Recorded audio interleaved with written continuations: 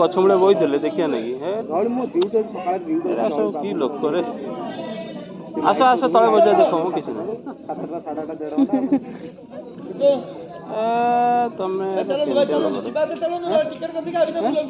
देवियों और सज्जनों, प्रबुद्ध एक ध्वनि और प्रकाश प्रस्तुति में आपका स्वागत है। कृपया अपने मोबाइल फोन्स स्विच ऑफ कर लें। कमर्शियल फोटोग्राफी यहाँ वर्जित है। धौलीगिरी का ये गिरिखंड, दूर दूर तक फैला ये भूभाग, इसका जर्रा जर्रा उस लूट से सींचा गया है जिसने इंसानी सभ्यता की नई कहानी, नई इबादत लिखी है। इस गिरिखंड में लोग मारे गए, कत्ल-गारत हुए, हिंसा का ऐसा नंगा खेल खेला गया कि हिंसा करने वाले का मन भी भर आया।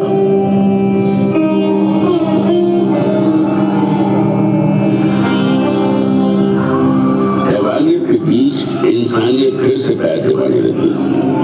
हिंसा के खिलाफ अहिंसा की मजबूत कड़ें पहाड़ी चट्टानों, अंधेरे जंगलों, उफनती नदियों और महासागरों को चीरती सरहद पार तक फैल गई।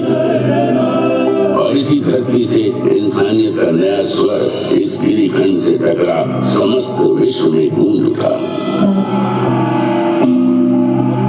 समस्त मानव मेरी संतान है।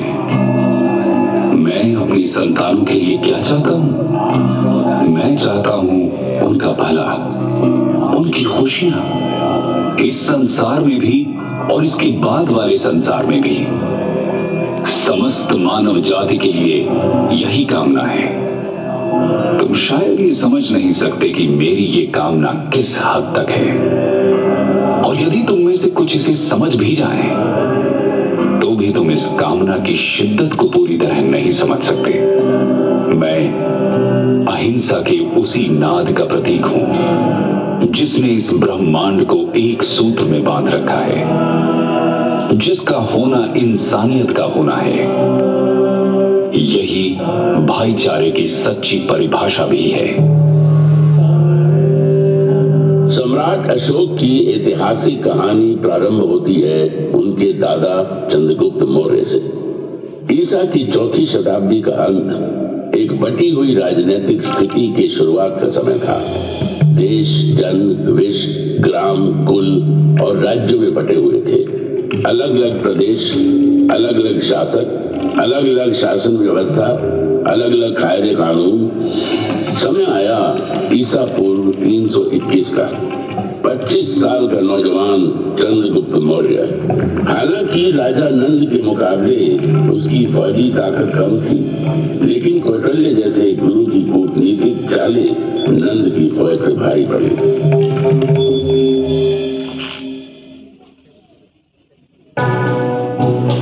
सुनो चंद्रगुप्त, तुम्हें अगर नंद का समूल नाश करना है तो धैर्य से काम लेना होगा और जैसा मैं कहता हूँ वैसा ही करना होगा।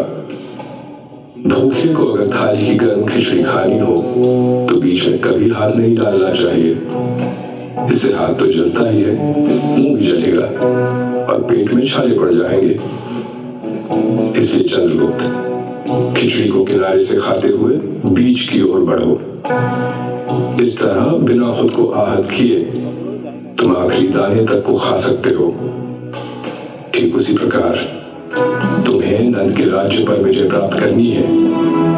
मेरे बताए मार्ग पे चलो। वो समय दूर नहीं जब सत्ता का केंद्र तुम्हारे हाथों में होगा, तुम अधिपति बनोगे। चंद्रगुप्त ने कौटिल्य के बताए मार्ग पर चलना शुरू कर दिया। सीमावर्ती क्षेत्रों के साथ छेड़छाड़ शुरू हो गई। लक्ष्य था केंद्र पर अधिकार जमाना। गंगा किनारे का प्रदेश चंद्रगुप्त की मुट्ठी में आ गया। इसी बीच सिकंदर भारत से वापस लौट गया। सिकंदर के चले जाने से जो खालीपन पैदा हुआ, चंद्रगुप्त ने उसका भरपूर फायदा उठाया। चंद्रगुप्त उत्तर पश्चिम की तरफ बढ़ता चला। इन प्रदेशों को तेजी से अपने कब्जे में करता सिंधु नदी तक जा पहुंचा। उसकी नजर सिंधु पार के इलाकों पर थी, लेकिन वहां शासन था सिकंदर के सेनापति सेल्यूकस निकेटर का। चंद्रगुप्त रुक गए। उनकी नजर मध्य भारत पर पड़ी। उसने नर्मदा के उत्तर में स्थित प्रदेशों को अपने कब्जे में ले लिया, लेकिन सिंधु पार के इलाकों को अपनी मुट्ठी में करने की चाहत अभी भी दिल में कसमसा रही थी। साल था ईसा पूर्व 305 का। चंद्रगुप्त सेल्यूकस से जा भिड़ा।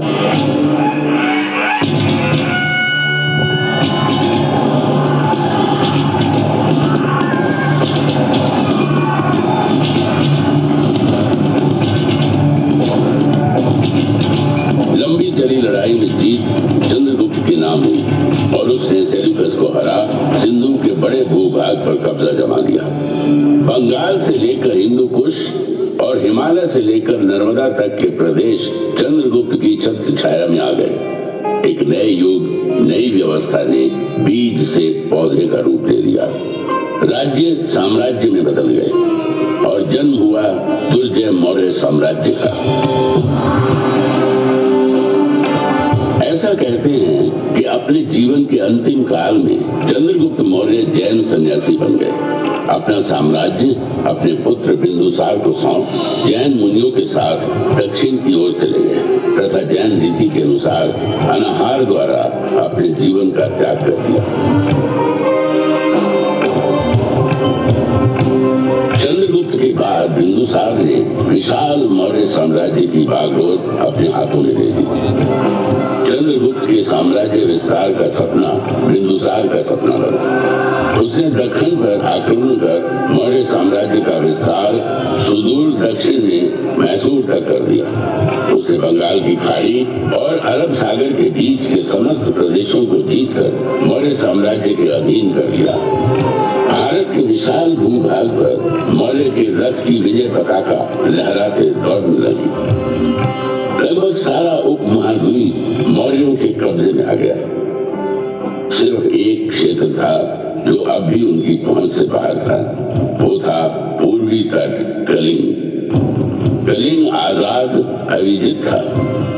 उसने विजयी मौर्य रथों को अपनी सीमा में घुसने नहीं दिया था। कलिंग की सीमा पर अब भी कलिंग का ही ध्वज लहरा रहा था।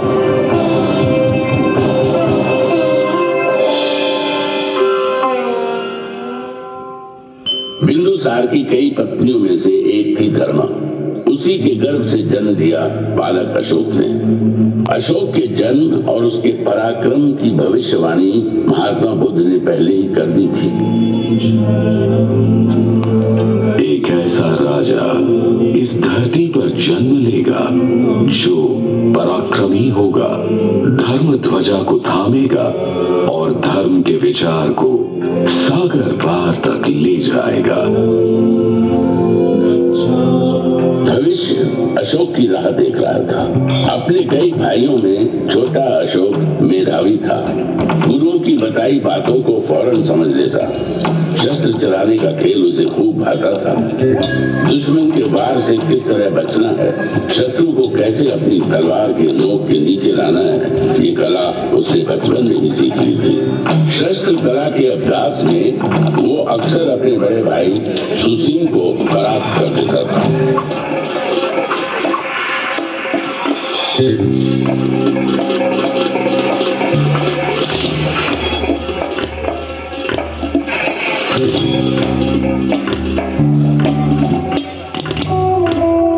वाह, अद्भुत! अशोक मेरे पुत्र, तुम्हारा भाई सुशील तुमसे ज्येष्ठ है, उम्र में तुमसे बड़े हैं, लेकिन शस्त्र चलाने को तुम्हारी अद्भुत क्षमता और पराक्रम के आगे तुमसे छोटे हो जाते हैं। तुम दोनों मुझे प्रिय हो पुत्र। तुम पितामह चंद्रगुप्त के पौत्र हो, मौर्य साम्राज्य के भाग्य संरक्षक। तुम्हारी देखरेख में मौर्य वंश और साम्राज्य वैसे ही सुरक्षित रहेगा जैसे मां की गोद में और पिता की छाया में शिशु। पुत्र अशोक, अब समय आ गया है जब मैं तुम्हारे कंधे पर साम्राज्य के एक हिस्से की देखरेख का भार सौंप थोड़ा निश्चिंत हो सकूं। राजकाज में रुचि लेना प्रारंभ करो पुत्र। बिंदुसार ने अपने छोटे पुत्र अशोक को राजकाज के कामों में लगाया। उसकी प्रतिभा पर गहरा भरोसा दिखाया। पिता का ये अगाध प्रेम और अशोक के प्रति बढ़ते अनुराग से सुसीम व्याकुल हो उठा। अपने पिता की संतानों में मैं ज्येष्ठ हूँ। राज की जो बागडोर मेरे कंधे पे होनी चाहिए वो अशोक के कंधे पे डाली जा रही है। पिता का अशोक के प्रति यह अनुराग मन शंकित होता है। सुसीम बेचैन था और अशोक लगन धैर्य के साथ प्रांतों को नियंत्रित करने के कार्य में लग गए। अपने साहस, बुद्धि और नियंत्रण करने की अद्भुत क्षमता ने अशोक की लोकप्रियता में चार चांद लगाना शुरू कर दिया। अशोक की बढ़ती प्रसिद्धि और प्रांतों को नियंत्रित करने की क्षमता से जहां एक तरफ बिंदुसार का भरोसा अशोक के प्रति बढ़ता जा रहा था, वहीं युवराज सुसीम का भावी सम्राट बनने का भरोसा डगमगाने लगा। युवराज होने के बावजूद अशोक उसे प्रतिद्वंदी की तरह नजर आने लगा। सुदूर उत्तर पश्चिम तक्षशिला के प्रांत में असंतोष बढ़ने लगा था। फौजी गुटबाजी शुरू हो गई थी। एक प्रांत के अंदर कई सैन्य दल बन गए थे। उनकी आपस की खींचतान और असंतोष से तक्षशिला खतरे में था। सुसीम के लिए यही अवसर था जब वो अशोक को पिता बिंदुसार की नजरों से दूर कर सकता था। सुसीम ने इस अवसर का भरपूर फायदा उठाया।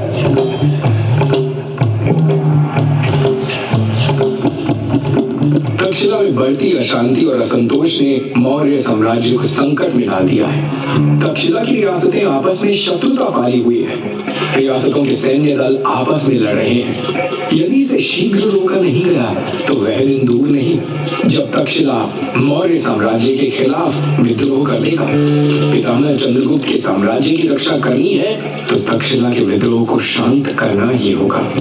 हम भाइयों में सिर्फ अशोक ही ऐसा है जो इस विद्रोह को शांत कर सकता है। इसलिए मैं आपसे आग्रह करता हूँ कि अशोक को यथाशीघ्र तक्षशिला प्रस्थान करने का आदेश दें। बिंदुसार ने अशोक को तक्षशिला में हो रहे उपद्रव और बढ़ रही अशांति को शांत करने के लिए तक्षशिला जाने का आदेश दे दिया।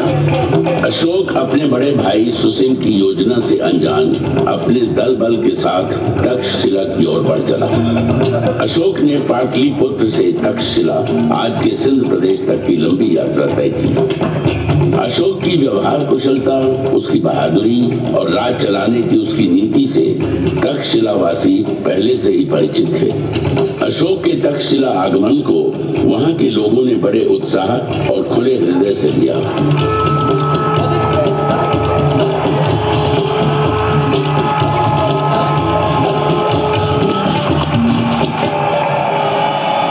अशोक का जबरदस्त स्वागत किया गया। तक्षशिला की धरती पर न घोड़े दौड़ाए गए, न तलवार चली, न ही लहू बहा। अशोक के आगमन और उसकी व्यवहार कुशल राजनीति ने आपसी उपद्रव मनमुटाव को बिना किसी युद्ध के शांत कर दिया। तक्षशिला की सफलता की खबर जब पाटलिपुत्र पहुंची तो सम्राट बिंदुसार का सर और गर्व से भर उठा। अशोक के प्रति स्नेह, अनुराग और आस्था महाराजा बिंदुसार के हृदय में बस गई। यही सुसिम के लिए चिंता की बात थी। सुसिम को उसकी अपनी सत्ता हिलती नजर आई। अशोक को अपने रास्ते से हटाना सुसिम का एकमात्र लक्ष्य बन गया। सुसिम ने अशोक के खिलाफ महाराज के कान भरना शुरू किए। महाराज बिंदुसार को अशोक के विरुद्ध करने के लिए जितने प्रयोजन हो सकते थे सब किए। सुसिम युवराज था, मौर्य साम्राज्य का भावी शासक। उसका इस प्रकार सोचना बिंदुसार को चिंतित किए जा रहा था। सुसिम की बातों में भविष्य के खतरे की गंध आ रही थी। बिंदुसार ने अशोक को अपने से दूर भेज दिया। अशोक को देश निकाला मिल गया। क्रोध और घृणा से भरा अशोक अपने भाई सुसिम की योजना को भली भांति समझ चुका था। अपने हृदय में धड़कती ज्वाला को दबाए अशोक मौर्य साम्राज्य से बाहर निकल गया।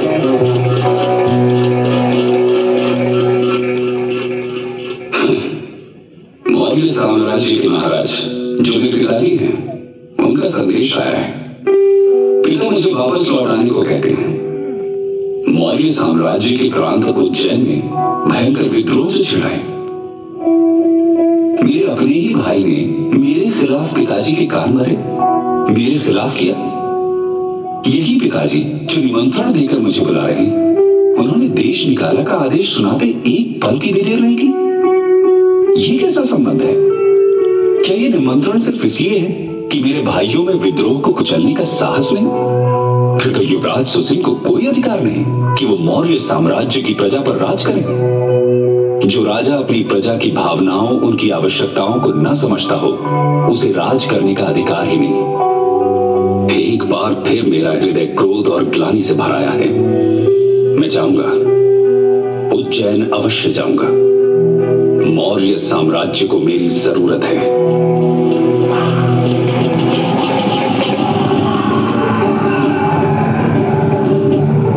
अशोक की जोरदार वापसी हुई। अपनी पूरी ताकत, हौसले और सैन्य बल के साथ उज्जैन के विद्रोह को कुचलने अशोक निकल पड़ा। उज्जैन में घमासान मचा।